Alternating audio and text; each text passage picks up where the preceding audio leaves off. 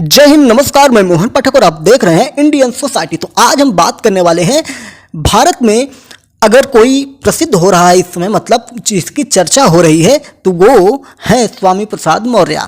तो स्वामी प्रसाद मौर्य के बारे में पूरी जानकारी, पूरी डिटेल, इनकी कुंडली आज हम खोलने वाले हैं। तो चलिए आइए शुरू करते हैं।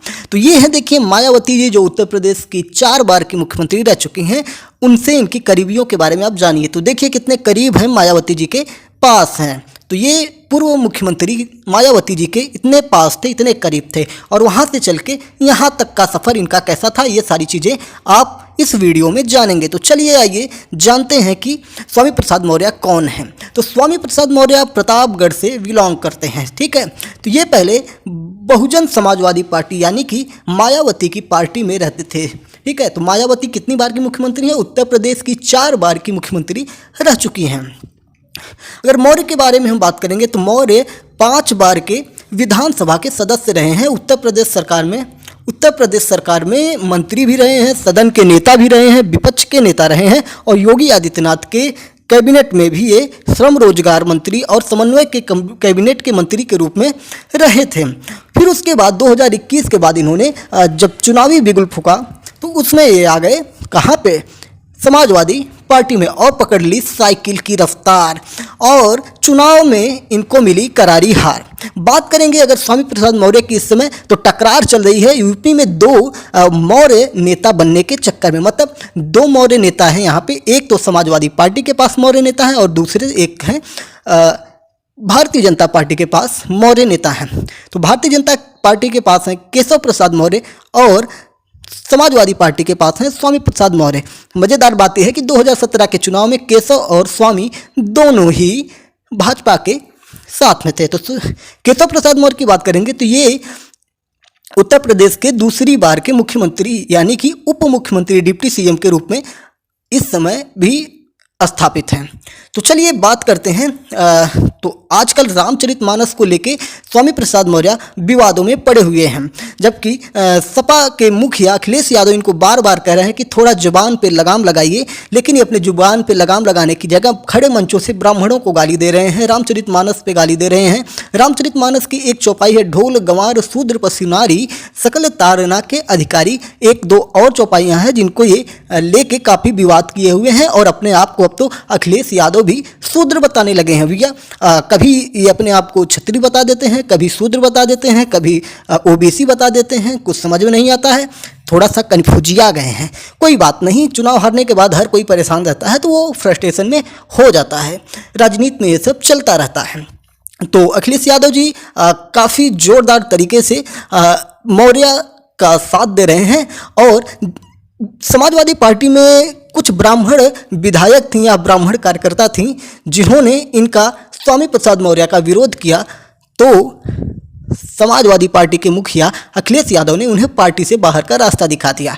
तो यहीं से स्पष्ट हो जाता है कि अखिलेश यादव जी की विचारधारा कहाँ से मिलती जुलती है या किस तरफ चलती है। तो ये सारी चीज़ें रही स्वामी प्रसाद मौर्य के बारे में। तो ये देखिए आशीर्वाद प्राप्त कर रहे हैं स्वामी प्रसाद मौर्य मायावती जी से, और ऐसे ही इनके कारनामे हैं।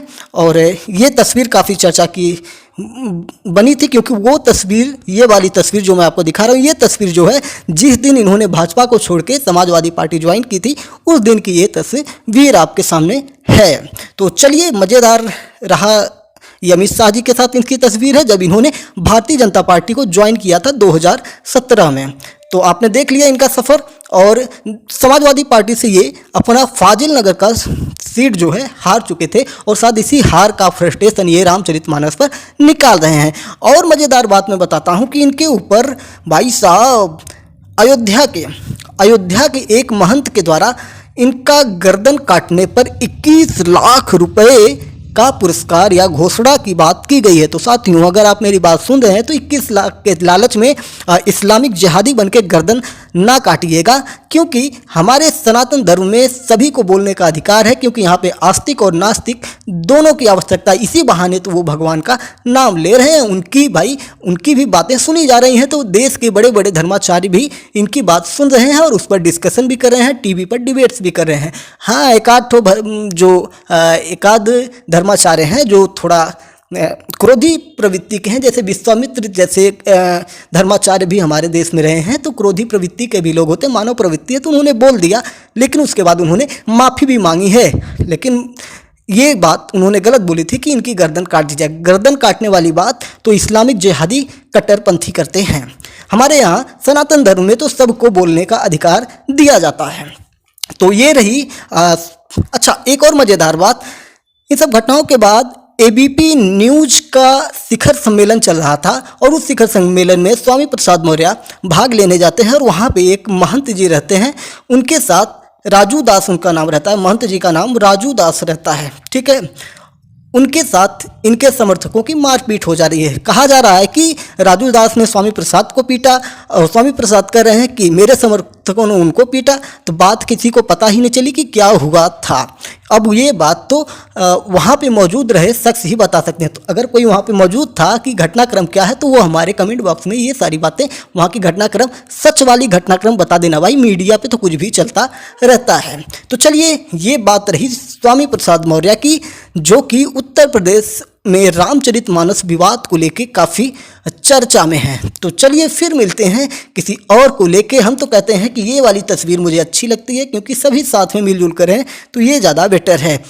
मतलब मैं ये नहीं कह रहा हूँ कि भारतीय जनता मिले, मैं कहता हूँ इसी तरह से मुस्कुराते हुए चेहरे लेके आए, पता चले कि ये विवाद पे करते जाएं और फिर मुंह पे हाथ धर के बैठना पड़े। तो चलिए फिर मिलते हैं अगले टॉपिक के साथ। जय हिंद, नमस्कार, भारत माता की जय।